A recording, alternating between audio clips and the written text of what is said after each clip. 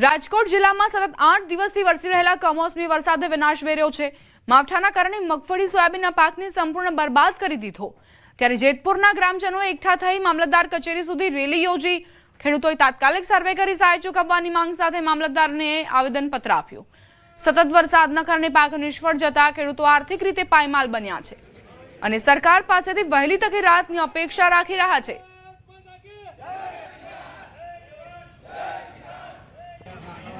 सरकार पास एवी मांग करीए छीए के तमाम खेडूतोने 100% वळतर मळे અને સાથે સાથે સરકાર પાસે એવી પણ માંગ છે કે તમામ ખેડૂતોના દેણું માફ થાય, જેથી જે અત્યારે આર્થિક પરિસ્થિતિ જે ખેડૂતની નબળી છે જેથી સદર થાય। આજે આખા વિશ્વને જો કોઈ અન્ન પૂરું પાડતું હોય તો ખેડૂત અન્ન પૂરું પાડે છે। જે અન્ન આપણે ખાઈ છીએ એનો આપણે ગણ કોઈથી ભૂલવો ન જોઈએ। તો ખાલી ખેડૂતોએ નહીં પણ હું તો બધાને વિનંતી કરું છું કે તમામ જે ધંધાવાળા હોય, રોજગારવાળા હોય કે જે અન્ન ખાતા હોય તમામને ખેડૂતની આજે આ લડાઈમાં સંઘર્ષમાં બધાને સાથ આપવો જોઈએ। અમારા આટલા ખેડૂતોની નથી પરંતુ સમગ્ર ગુજરાતની છે કે સરકાર આ અંગે ત્વરિત નિર્ણય લે અને જેમ બને તેમ ઝડપથી ખેડૂતોને યોગ્ય ન્યાય અપાવે, જેથી કરી અને ખેડૂતો પોતાનું ભરણ પોષણ કરી શકે અને આગળનું જે વાવેતર જે રવિ પાકનું કરવાનું છે એ વાવેતર માટે ખેડૂતો પાસે રૂપિયા ન હોય તો જો સરકાર ઝડપથી સહાય ચૂકવે તો આ ખેડૂત પુત્રો તેના ખેતરની અંદર વાવેતર કરે અને બીજો પાક એ આશા સાથે લે કે તેની અંદરથી તેનું ગુજરાન ચાલે। નર્મદા જિલ્લામાં કમોસમી વરસાદના કારણે ખેડૂતોના ઊભા પાકને વ્યાપક નુકસાન થયું। આ પરિસ્થિતિને ધ્યાને રાખીને રાજ્ય સરકાર દ્વારા ખેડૂતના હિતને ધ્યાને લઈ તાત્કાલિક સર્વેની કામગીરી શરૂ કરાઈ। આ સંદર્ભે નર્મદા જિલ્લા પ્રમુખ નીલ રાવ અને નાંદોદ ધારાસભ્ય ડોક્ટર દર્શનાબેન દેશમુખની અધ્યક્ષતામાં કમલમ નર્મદા ખાતે પ્રેસ કોન્ફરન્સનું આયોજન કરાયું હતું, જેમાં ખેડૂતોને થનારી સહાય યોજના તથા ત્વરિત પગલાં અંગે વિગતવાર માહિતી આપવામાં આવી।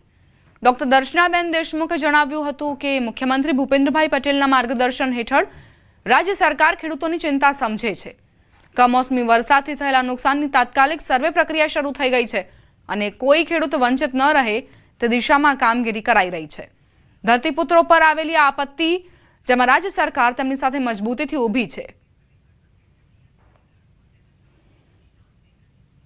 જ્યારે જ્યારે પણ આ વરસાદની પરિસ્થિતિમાં કે જ્યારે પણ વાવાઝોડું આવ્યું છે ત્યારે ગુજરાત સરકારે હંમેશા ખેડૂતોના પક્ષમાં રહીને જ નિર્ણય કર્યો છે અને ખેડૂતોને વળતર આપવામાં આવ્યું છે એના આપણી પાસે દાખલા છે ને અહીંયા આપણી પાસે એની સાબિતી પણ છે। એટલે એવી કોઈ પરિસ્થિતિનું નિર્માણ નહીં થાય। દરેક ખેડૂતને એમના પાકનું જે પણ નુકસાન થયું છે એ નુકસાનની પૂરેપૂરી ભરપાઈ સરકારશ્રી તરફથી કરવામાં આવશે।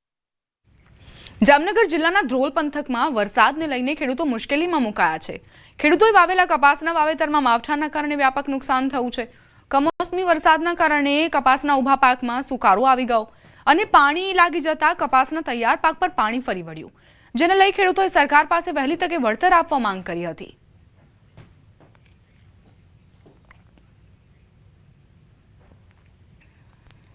દિવાળી બાદ જગતના તાતને કમોસમી વરસાદે છે તે રડાવ્યા છે, ત્યારે કપાસના પાકમાં પણ ક્યાંક ને ક્યાંક નુકસાની થઈ છે। હાલ ન્યૂઝ 18 પહોંચ્યું છે ધ્રોલ પંથકના ગ્રામ્ય વિસ્તારોમાં ને અત્યારે જે પ્રકારના દ્રશ્ય આપ જોઈ રહ્યા છો હું સીધા જ દ્રશ્યો દેખાડવા માંગીશ। જે કપાસ છે એ કપાસમાં ક્યાંક ને ક્યાંક જે વરસાદી પાણી છે તે લાગ્યું છે અને કપાસનો પાક છે તે બગડ્યો છે।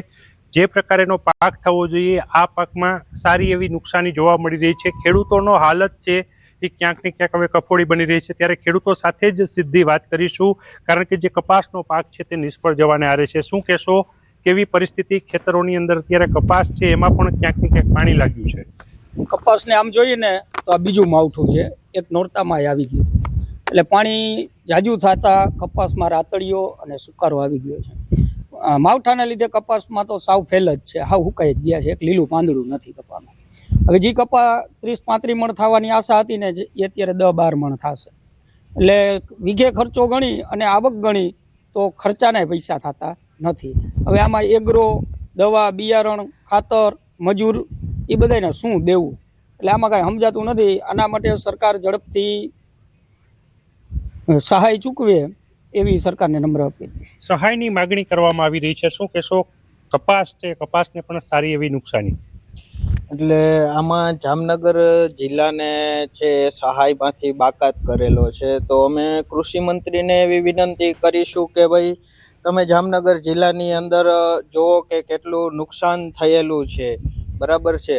અને પછી તમે એ પ્રમાણે અમને સહાય જલ્દી આપો.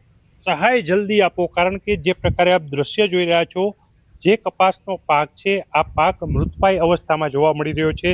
સુકારો આવ્યો છે અને કમોસમી વરસાદને લઈને હાલત છે તે કફોડી બની છે. ત્યારે ખેડૂતો છે તે હવે સરકારને સહારે બેઠા છે, કારણ કે કપાસમાં કાંઈ વળે એવું નથી. ત્યારે જ આ નવી ઉપાધિમાંથી ખેડૂતોને ઉગારવામાં આવે તેવી માગણી કરવામાં આવી રહી છે. કિંજલ કારસરિયા, ન્યૂઝ 18 ગુજરાતી, જામનગર. મહેસાણા જિલ્લાના વિજાપુર પંથકના ખેડૂતો પર આબ તૂટી પડ્યું છે. શિયાળાની શરૂઆતમાં અચાનક આવેલા માવઠાના કારણે મગફળીના પાકને વ્યાપક નુકસાન થયું.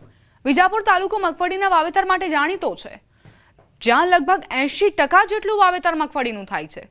ખેડૂતોએ મહેનત કરીને તૈયાર કરેલો પાક સુકવવા મૂક્યો હતો, જે લેવાનો બાકી હતો. ત્યારે જ માવઠું ત્રાટક્યું અને ખેડૂતોના મોંમાં આવેલો કોળિયો છીનવાઈ ગયો. ખેડૂતો સારા પાકની આશા રાખીને બેઠા હતા, ત્યારે માવઠાએ આ આશા પર પાણી ફેરવી દીધું. ખેડૂતોની વર્ષભરની મહેનત માથે પડી અને હવે તેઓ સરકાર તરફથી તાત્કાલિક સહાયની માંગ કરી રહ્યા છે.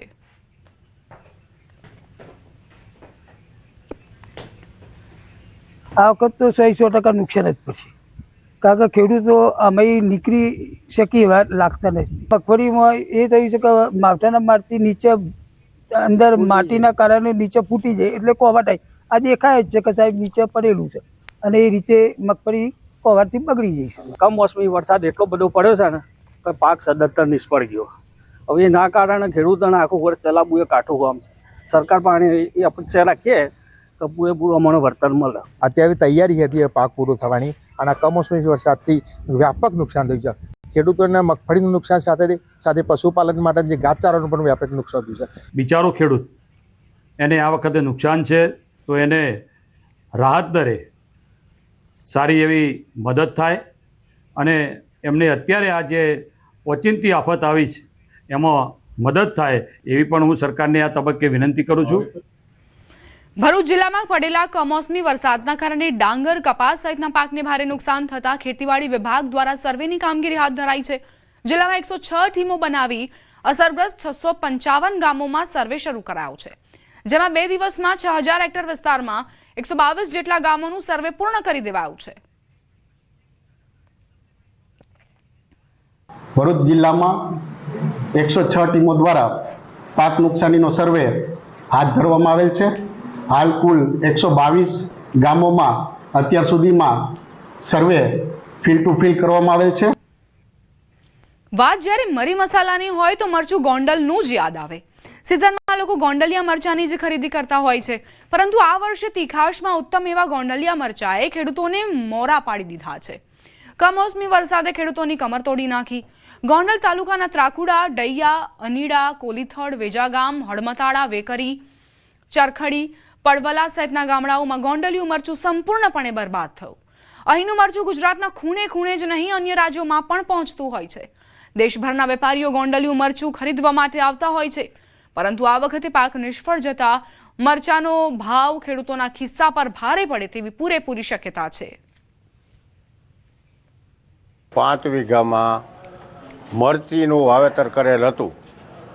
આ કમોસમી વરસાદના હિસાબે કોઈ 100% મરચી અત્યારે ફેલ છે. એ મરચી ઉપાડી નાખવાની છે, એમાં કાંઈ હવે થાય એમ નથી. અટાણ લગણ મરચી છોકરાને જેમ ઉછેરી દવા, ખાતર, પાણી, પણ એમાં સદંતર 100% નિષ્ફળ છે. અમારે ત્રાકુડાની લગભગ 80% મરચી ફેલ જ છે અને એવી રીતે ફેલ છે કે આ 8 દિવસના વરસાદના અતિવૃષ્ટિના કારણે કોઈ જાતનું ઉત્પાદન મરચીમાં મળવાનું છે નહીં. અમે 6 મહિનાથી આને વાવેતર, આની મહેનત, આનું ખાતર, આનું મલ્ચિંગ, આ બધા સતત ખર્ચા કરેલા છે, પણ છતાં પણ આ મલ્ચિંગમાં વરસાદના હિસાબે અમારી મરચી પૂરી ફેલ છે. કમોસમી વરસાદના કારણે પાક ખેતરમાં જ બગડી ગયો છે. બિયારણ, વાવેતર સહિતનો ખર્ચ માથે પડ્યો. ત્યારે ખેડૂતો તંત્ર પાસે સહાયની આશા સેવીને બેઠા છે. ખેડૂતોનું કહેવું છે કે પાક બરબાદ થતા ખેડૂતોને જીવન ચલાવવું મુશ્કેલ બન્યું છે. આગામી સિઝનમાં બીજ અને ખાતરની મદદ કરવામાં આવે તો ખેડૂતો બેઠા થઈ શકે. હાલ જગતનું તાત સહાયની મીટ માંડીને બેઠું છે. જે અમારે ત્રાકુડા ગામનું મરચું, સૂકું મરચું, જે પ્રખ્યાત મરચું છે, એ મરચું અમારે કમસે કમ 4 થી 5 કરોડનું મરચું થતું, સૂકું મરચું. એને બદલે અત્યારે બિલકુલ ઝીરો છે. આટલો ખર્ચો કરતાં ફર્ટિલાઇઝર પેસ્ટિસાઇડનો ખર્ચો કરતાં પણ એ વળતર ઝીરો છે અને પણ કોઈ આવક છે નહીં. મરચાના ભાવ નથી, લીલા મરચાના ભાવ નથી અને ટોટલી બગડી ગયા છે. ડાગી ડૂગીવાળા મરચા છે જે માર્કેટમાં ચાલે નહીં. આજુબાજુ ત્રાકુડા છે, અનીડા છે, આજુબાજુના 7 થી 8 ગામમાં મરચુંનું વાવેતર વધારે થાય અને ગોંડલિયું મરચું વખણાય બરોબર ગોંડલિયાળમાં એ પાક ફેલ થઈ ગયેલ છે. એના માટે વધારે સહાય મળે એવું અમારે સરકારને નમ્ર વિનંતી છે. અમરેલી જિલ્લામાં કમોસમી વરસાદે કહેર મચાવ્યો. ખાસ કરીને રાજુલા જાફરાબાદ પંથકમાં રોડ રસ્તા ઉપર પાણી ફરી વળ્યા અને નદીઓ અને જળાશયો છલકાયા. ત્યારે ખેડૂતોના ખેતરો પણ પાણીમાં ગરકાવ થઈ ગયા અને ખેડૂતોનો મોંઘો મૂલો પાક તહેસ નહેસ થઈ ગયો. છેલ્લા 2-3 દિવસથી અમરેલી જિલ્લામાં સતત વરસાદ વરસી રહ્યો છે. આવી સ્થિતિમાં ખેડૂતોના ખેતરોમાં કપાસ, મગફળી, સોયાબીન અને ડુંગળી સહિતના પાકોનો મોટા પાયે નુકસાન થયું. અત્યારે કુદરતનો કહેર વરસાણો છે. 3-4 દિવસથી વરસાદ ચાલુ છે. ધીમી ધારે, ક્યારેક વધારે આવે, ક્યારેક ધીમી ધારે આવે. એટલે અમારી મગફળી, કપાસનો હાલત ખરાબ થઈ ગઈ છે. એમાં કાંઈ પાકે એમ નથી, કાંઈ બસે એમ નથી. પશુનો સારો બસે એમ નથી. અમારું તો ઠીક, પણ પશુનો સારો એના મોઢામાંથી વહી ગયો છે. એવી અમારી ખેડૂતની હાલત થઈ છે. થયું છે એવું કે અમારે પશુચારો તો બગડ્યો, અમારો માલ બગડ્યો. ટોટલ કપાસ ડેમેજ થઈ ગયા, મગફળીના પશુચારા મગફળી ડેમેજ થઈ ગઈ. એટલે અમારી માગણી ખાસ કરીને એવી છે કે અમને જૂની વીમા યોજના ચાલુ કરી દે. મહત્વપૂર્ણ સમાચાર પ્રાપ્ત થઈ રહ્યા છે. કડકડતી ઠંડી માટે તૈયાર થઈ જજો. આવી રહ્યો છે ઠંડીનો પહેલો જોરદાર રાઉન્ડ.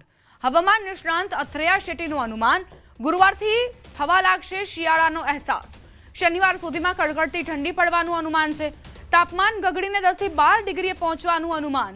કેટલાક વિસ્તારોમાં 14 થી 16 ડિગ્રીએ તાપમાન પહોંચી શકે છે.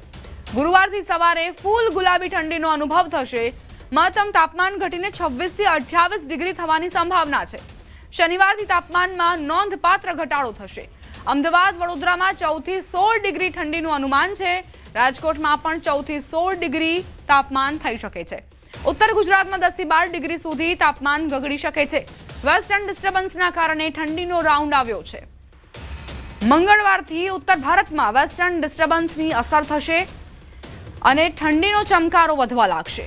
હવાનું જોર વધશે, ધીમે ધીમે ગુજરાત તરફ આગળ વધશે અને આ ઠંડી અને સૂકી હવાઓના કારણે ઠંડીનો જોરદાર અનુભવ થશે.